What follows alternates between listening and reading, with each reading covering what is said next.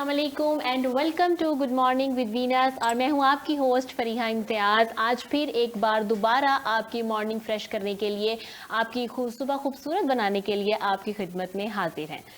तो जनाब, आज जैसे कि आप देख रहे हैं कि वीकेंड मूड, मेरा तो वीकेंड मूड ऑन हो चुका है। आपका वीकेंड मूड ऑन हुआ है या नहीं? जैसे कि मंडे को हम थोड़ा सा डाउन फील कर रहे होते हैं कि पूरा हफ्ता हमने काम काम करना है, कोलों की बैल की तरह हमने सारा हफ्ता एक ही रूटीन होगी हमारी, सुबह से शाम तक जो हमारी ऑफिस टाइमिंग होगी या जो घर की रूटीन होगी।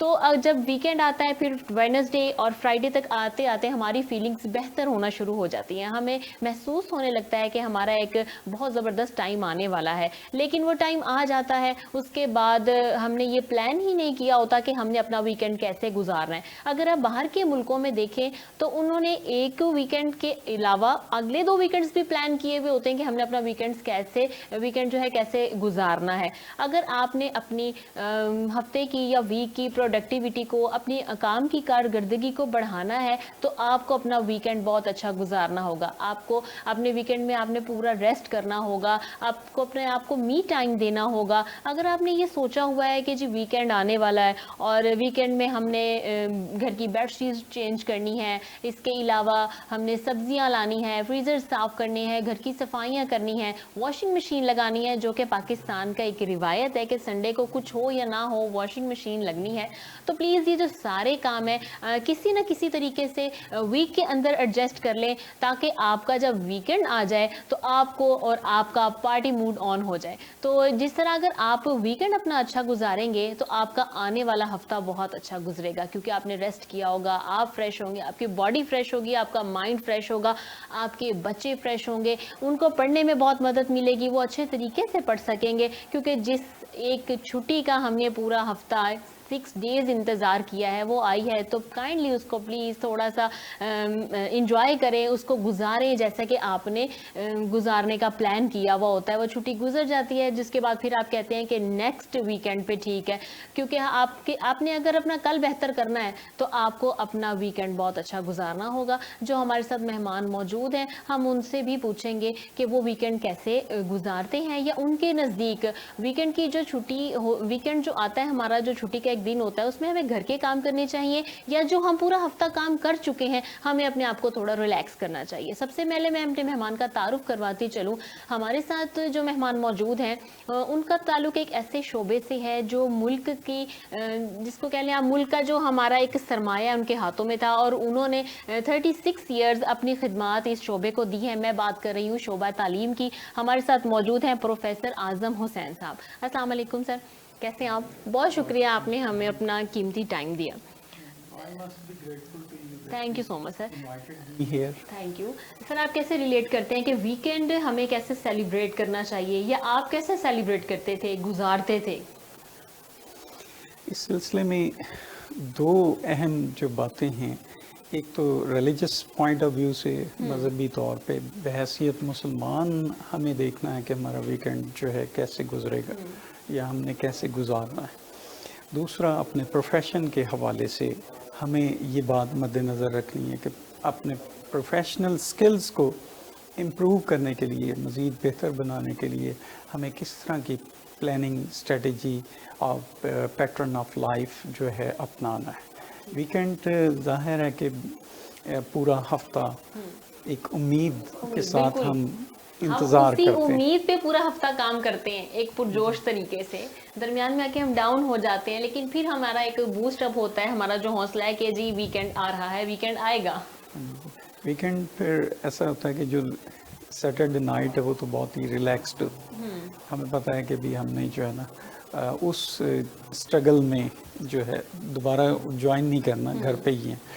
लेकिन मैं ये समझता हूँ कि रिलीजियस पॉइंट ऑफ व्यू से जो हमारी इबादत में शॉर्ट कमिंग्स रह जाती हैं, मिसाल के तौर पे मसरूफियत होती है, पूरा वीक लॉन्ग हम मसरूफ़ रहते हैं, तो कुरान मजीद की रेसिटेशन को ज़्यादा टाइम हम दे सकेंगे, और फिर जो इबादत हैं, ज़िक्र अज़कार हैं, उन्हें हम कर सकेंगे। और सबसे जो ज़रूरी मेरे नज़दीक है, ये बाकी लोग भी इसे बेहतर ख्याल करते हैं कि वंस कि हमें एक दफ़ा گریو یارڈ ضرور وزٹ کرنا چاہیے اگر ہمارے پاس ٹائم ہے. فاتحہ خوانی کے لیے اپنے بزرگوں کی، والدین اگر زندہ ہیں تو اور بھی بڑی نعمت ہے. لیکن اس کے ساتھ ساتھ جو ہمارے ریلیٹیوز ہیں، ایک دفعہ ہفتے میں ہمیں گریو یارڈ جانا چاہیے. ریئلی ہماری اوور ہالنگ جو ہے نا، سول کی اوور ہالنگ، ریفریش ہوتا ہے بندہ اور اللہ تعالیٰ کے قریب ہوتا ہے. بالکل ایسے ہی. اگر اسے دیکھتے ہیں پروفیشنل پوائنٹ آف ویو سے، تو پھر اپنے پروفیشن میں ایک نکھار پیدا کرنے کے لیے، ایکوریسی بڑھانے کے لیے اور اپنے آپ کو اپ ٹو دا مارک رکھنے کے لیے ہمیں وہ پلاننگ کرنی چاہیے جو ہمارے پروفیشنل جو ٹریڈس ہیں ہماری، ہاں جی، پروفیشنل خصوصیات جو ہیں، اسپیشلٹیز جو ہیں، انہیں ہم ریفائن کر سکیں، انہیں اور زیادہ انرچ کر سکیں. کیونکہ سارا ہفتہ اب یہ تو ہوتا نہیں کہ بھی آپ ریلیکس ہوں گے. ایسا ہی ہے. اناسپیکٹڈ سی مصروفیات ہوتی ہیں، جس طرح ہمارا پاکستانی شیڈیول ہے. اور سر اب ایسا ہوتا ہے، سوری میں آپ کو ڈسکنیکٹ کر رہی ہوں، ایسا ہوتا ہے کہ ہم نے سب سے مشکل کام ہی ویکینڈ کے لیے رکھا ہوتا ہے کہ پورا ہفتہ گزار لیا، یہ مشکل کام ہے نہیں، ویکینڈ پہ آرام سکون سے کریں گے. ایسا ہی ہے. میں نے تو کوئی ایسا ویکینڈ نہیں گزارا جس میں مطلب روٹین کے ڈیلی جو روٹین ورک ہے اس سے بھی زیادہ ڈبل ایکٹیویٹیز ہوتی ہیں. وہ جو کام پینڈنگ ہفتہ بھر ہم رکھتے ہیں وہ دوبارہ ہمیں مطلب انیشیٹ کرنے ہوتے ہیں، ان کو جو ہے کمپلیٹ کرنا ہوتا ہے. تو ہم انہیں ویسے ہی لیٹ اٹ فار سنڈے، بالکل ایسے ہی، let it be done on Sunday. اچھا سر، آپ کا اگر بچپن کا یا آپ کی کالج لائف کا دیکھیں ویکینڈ اور اب کا ویکینڈ میں کیا مختلف ہے، یا کیا چیز جو ہے وہ آپ کو یاد آتی ہے؟ آنیسٹلی اس وقت تو ٹائم اتنا پریشس ہے، اندازہ نہیں ہوتا. لیکن ہمارے ہاں جو کلچر تھا سراؤنڈنگ کا، وہ یہی تھا کہ ویکینڈ کوئی میچ ہو جاتا تھا. اپنے فیلو فیلنگس ہیں، اسٹوڈنٹس ہیں، وہ اسٹریٹ کرکٹ میں ہی ٹائم گزر جاتا تھا. باہر دور جانے کا فیشن نہیں تھا، نہ الاؤ تھا، تو والدین کے سامنے ہی کھیلتے تھے. ٹھیک ہو گیا. سر سب سے پہلے میں اگر آپ کے پروفیشن کی طرف آؤں، آپ کی لائف کی طرف آؤں، اس سے پہلے میں جانوں گی یہ جو آپ کے کوٹ کے اوپر یہ اتنے سارے ہم بیجز دیکھ رہے ہیں، یہ بتائیں یہ ان کے پیچھے کیا کہانی ہے، کیا سٹوری ہے، یہ کون سے کلب کے ہیں؟ لائنز کلب انٹرنیشنل پہلے اس کا نام تھا، اب لائنز انٹرنیشنل ہے. تو 100 سے زیادہ عرصہ، 100 سال سے زیادہ عرصہ گزر گیا ہے اس آرگنائزیشن کو. والنٹیئر آرگنائزیشن ہے، میلون جون نے اس کی بنیاد رکھی تھی. آپ کب سے اس کے ساتھ کنیکٹ ہیں؟ مجھے میرا خیال ہے کہ 8th ایئر ہے اس. تو 8 ایئر میں ماشاءاللہ آپ نے اتنے سارے بیجز یہ کلیکٹ تو کر لیے. بہت سارے ہیں. میری دوسری پکس آپ دیکھیں گے اس میں بہت زیادہ جیکٹ پہ لگائے ہوئے ہیں. یہ ایوارڈ ہوتی رہتی ہیں، مختلف ہماری اچیومنٹس جو ہیں، سروسز ہیں، اس کی ریکگنیشن میں ہمیں ملتی ہیں. یہ انٹرنیشنل پنز بھی ہیں ہمارے لائنز کلب کے. ڈسٹرکٹ گورنر ہر سال ہمارا ڈسٹرکٹ گورنر 1 سال کے ٹینیور کے لیے ہوتا ہے. ہم نے والنٹیئر سروسز جو ہے نا ہیومینیٹیرین گراؤنڈ پہ دینی ہوتی. جیسے میں ملتان کریسنٹ لائنز کلب کو ریپریزنٹ کرتا ہوں، تو اس وقت میں اس کا 2nd وائس پریزیڈنٹ بھی ہوں. تو ہم مختلف پروجیکٹس کرتے ہیں جس میں ہنگر ریلیف کیمپ ہے، جو کہ سول ہاسپٹل میں جو ہے کھانا دیا جا رہا ہے پیشنٹس کو. ہمارے جو زون چیئرپرسن تھے پہلے سید اعجاز شاہ صاحب، یہ فوڈ فیسٹیول ان کی طرف سے یہ پروجیکٹ ہے کہ وہ کولیبریٹ کرتے ہیں. تو سر آپ کا اس طرف آنے کا رجحان کیسے ہے؟ ماشاءاللہ آپ پروفیسر ہیں، آپ نے پھر یہ اس طرح لائنز کلب کو جوائن کرنے کا سجیشن کس نے دیا، یا آپ کی خود ہی خواہش تھی؟ ایئر یونیورسٹی کا ہال تھا، وہاں جو ہے نا ایک سیریمنی ہوئی تھی میرے اعزاز میں. میں نے پہلا بیچ جو ملتان میں اسپوکن انگلش کا کنڈکٹ کیا وداؤٹ اینی پینی، وداؤٹ اینی فی. تو ان لوگوں نے پھر مجھے نا مطلب اعزاز سے نوازنے کے لیے ایک سیریمنی رکھی تھی. وہاں میری ملاقات ہوئی افضل سپرا صاحب جو ہمارے کنٹری ہیڈ رہ چکے ہیں، کونسل چیئرپرسن، ان سے ملاقات ہوئی. تو وہ ملاقات بڑی امپریسو اور انسپریشنل تھی. تو میں نے بھی پھر یہ ڈیسیژن کیا کہ بھی اس والنٹیئر آرگنائزیشن کو میں جوائن کروں گا. سنس دین کے بھی کلب جوائن کیا، اور پھر میں 3 سال مختلف ایجز جو ہے نا ہمارے ٹینیورز جو ہیں اس میں کلب کا سیکٹری بھی رہا. ٹھیک. تو اس سال اللہ تعالیٰ نے مجھے سیکنڈ وائس، ہمارا پروسیس ہوتا ہے سیکنڈ وائس جو ہوتا ہے وہ فرسٹ وائس پریزیڈنٹ بن جائے گا ٹھیک ہو گیا. اور پھر نیکسٹ ایئر وہ جو ہے پریزیڈنٹ فل پریزیڈنٹ ہوگا. بن جائے گا. ٹھیک. تو یہ ڈیموکریٹک ایک وے اچھا ہے. کتنے لوگ ہیں اس کے اندر اس ٹائم؟ اس وقت پوری دنیا میں اس کے 1.4 ملین ممبرس ہیں. اور اس کی رجسٹریشن کا بھی کوئی عمل ہے؟ ہاں جی، یہ باقاعدہ چارٹرڈ ہوتا ہے اور امریکہ میں اس کا ہیڈ کوارٹر ہے. وہاں سے کلب چارٹر ہوتا ہے. کلب چارٹر ہونے کی ایک فی ہے. ہر ممبر والنٹیئر تو جو ہے نا والنٹیئر ہاں جی اینیول ڈیوز پے کرتے ہیں. وہ نیشنل مطلب وہ ڈسٹرکٹ ڈیوز بھی ہوتے ہیں. اس وقت پاکستان میں 3 ڈسٹرکٹ ہے. ڈسٹرکٹ N1 اور N2 اور پھر اسی طرح ایک جو زون ہمارا ہے کراچی وہ N3 کہلاتا ہے. اور جو یہ ملٹیپل کے انڈر ہوتے ہیں. تینوں ڈسٹرکٹ کا ایک ملٹیپل کونسل چیئر پرسن ہوتا ہے جو ڈسٹرکٹ 305 کہلاتا ہے. اسی کے انڈر یہ تینوں ڈسٹرکٹ جو ہے نا اپنے اپنے فنکشنز کام کر رہے ہوتے ہاں ہیں. جی. آئی کیٹرک سرجری کا کیمپ ہوتا ہے، سال میں 2 بار بھی ہو جاتا ہے. مفت ہم لینز اور آپریشن، ہمیں نہیں پتا کہ بھی کس نے آنا ہے ہمارے پاس. اس میں کرسچنز ہندو کی انٹرفیتھ ہارمنی پہ ہم اسٹرانگلی بلیو کرتے ہیں. ہم سب کو ساتھ لے کے چلتے ہیں. Together we lead. تو وہاں مفت آپریشن ہوتا ہے. پھر انہیں جن کا آپریشن نہیں ہونا ہوتا انہیں ہم اسپیکٹیکلز جو ہیں این کے پرووائڈ کرتے ہیں، نظر جن کی ویک ہوتی ہے. ہم کیمپ کرتے ہیں مدارس کے طلبہ کے تو لیے. کتنے لوگ اس سے مستفید ہو جاتے ہیں اگر آپ ایسے کیمپ ہر سال سینکڑوں آپریشن. یہ آئی فرسٹ جو ہے گلوبل کاز ہے. ڈائبٹک بھی گلوبل کاز ہے، اس کے بھی کیمپس ہوتے ہیں. شوگر سکریننگ کا ہے، ہیپاٹائٹس سکریننگ کا کیمپ ہے. ایک سب سے بڑا ہمارا جو مطلب ہے میگا پروجیکٹ ہے. میگا پروجیکٹ ہے cleft and palate surgery camp ہے. ڈاکٹر غلام قادر فیاض صاحب ہیں. انٹرنیشنل جو ہے نا ریکگنیشن انہیں ملی ہے. اس وقت مور دین 40,000 سے زیادہ ہی ہوں گے آپریشنز جو کر چکے ہیں. دنیا کے مختلف ممالک کی جو گورنمنٹس ہیں انہیں انوائٹ کرتے ہیں، ان کی ٹیم کو انوائٹ کرتے ہیں. ملتان میں بھی تشریف لاتے ہیں. بیسیکلی ملتان سے اس وقت لاہور میں انہوں نے بہت بڑا ہاسپٹل بنایا ہوا ہے. تو ان کے ویسے پرائیویٹ اگر یہ کلیفٹ اینڈ پیلٹ سرجری کا آپریشن ہو تو وہ بہت کاسٹلی ہوتا ہے. لیکن ہم یہ دیکھتے ہیں کہ ہمارا جب یہ آپریشن ہوتا ہے بیڈنگ بھی ہم پرووائڈ کرتے ہیں، کھانا بھی دیتے ہیں 3 دن کے لیے 4 دن کے لیے جتنے دن کا کیمپ ہوگا. ہم انہیں جو ہے نا موسم کے مطابق بستر اور کھانا دیتے ہیں، وہ بھی فری آف کاسٹ ہوتا ہے. سر یہ جو آپ نے بتایا کہ آپ کا اسپوکن انگلش کا ادارہ تھا، اس میں اپنے بچوں کو فری آف کاسٹ جو ہے کورسز وغیرہ کروائیں، تو کتنے بچوں نے اس سے فائدہ اٹھایا؟ اس وقت تو میرا خیال ہے کہ ہزاروں بچے جو ہے نا اس وقت مجھ سے اسپوکن انگلش کی جو ہے نا کورسز کر چکے ہیں وداؤٹ اینی پین.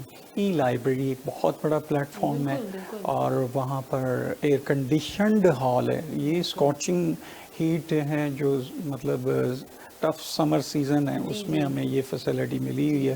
میں یہاں آپ کے چینل کے پلیٹ فارم سے رانا ندیم صاحب ہیں ہمارے DSO ڈویژنل سپورٹس آفیسر ہیں، تو ان کا بھی، اور جو فاروق صاحب ہیں وہ ڈسٹرکٹ سپورٹس آفیسر ہیں. فاروق لطیف صاحب ہیں، عدنان صاحب ہیں، اور اسی طرح نور خان کیسرانی صاحب ہیں تحصیل سپورٹس آفیسر. ان کا میں بے حد شکر گزار ہوں کہ انہوں نے یہ ہمیں جو ہے نا اپرچونٹی پرووائڈ کی ہے.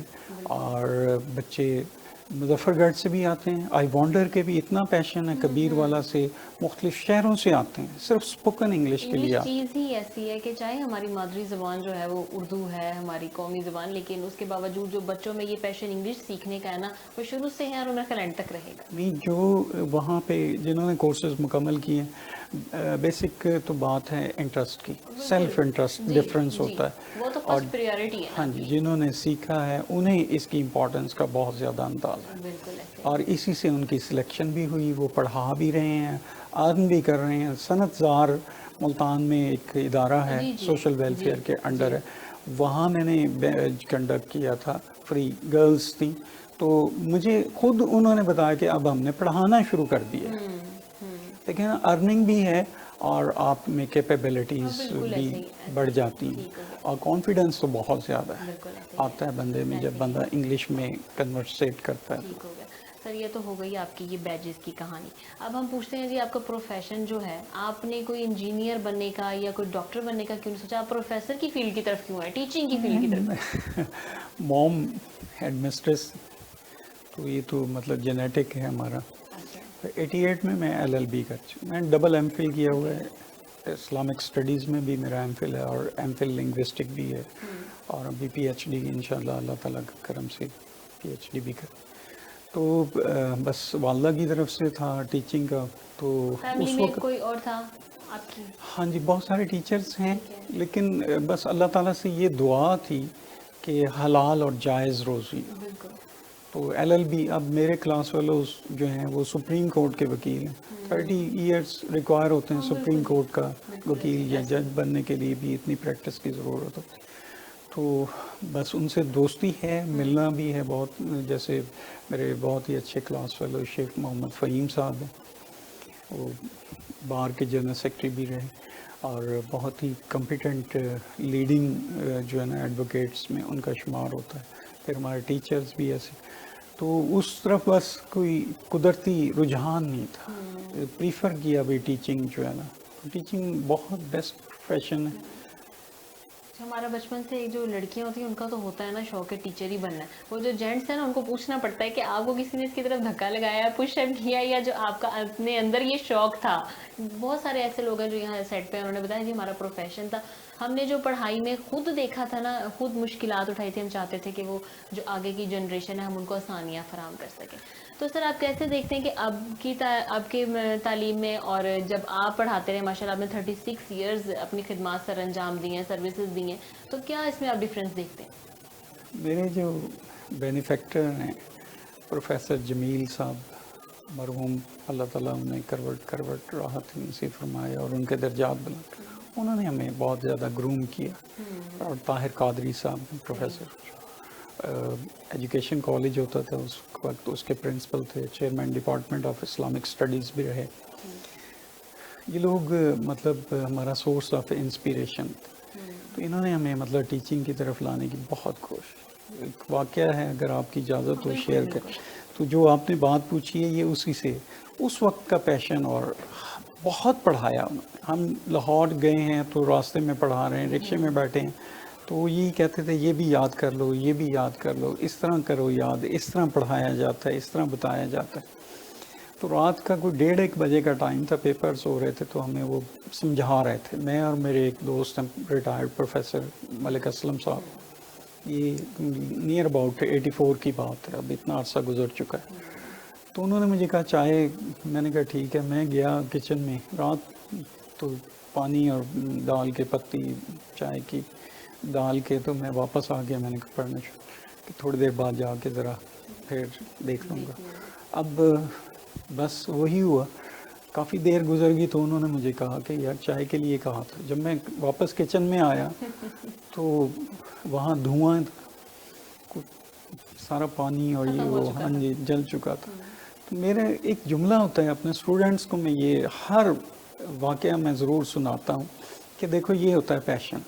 نہ پڑھنے والوں کو ہوش ہے, نہ پڑھانے والوں کو ہوش کہ یار ہم نے کیا کام کرنا ہے. تو پڑھائی میں اس طرح کنسنٹریشن اگر ہوگی اور سنسیئرٹی ہوگی, بلیو اٹ کہ بھی اس طرح کی سنسیئرٹی آج ریئر ہے, ہوگا لیکن ریئرٹیز ہے. تو اچھا سر, اگر یہ بچوں میں نہ پائی جائے اس طرح کی ہماری انٹریکشن کے پڑھنے کے لیے اتنا پیشن نہ ہو, تو اس کے اندر کون سی ایسی چیزیں ہیں جو بچے کو ہم بتائیں کہ بھائی پڑھ لو؟ کیونکہ یہ جو چیزیں آج کل کی موبائل آ گیا ہے اور بہت ساری ایکٹیویٹیز آ گئی ہیں, تو وہ بچے کہتے ہیں پڑھ تو ہم لیں گے, لیکن پہلے جو ہم نے اس کو ٹائم دینا نا, ہم یہ پہلے اپنا ٹائم جو ہے انجوائے کر لیں. ایک پاکستان ٹی وی کے بہت ہی منچے ہوئے اداکار بڑے پرفیکٹ شفیع محمد فوت ہو گئے, اگر آپ نے انہیں دیکھا.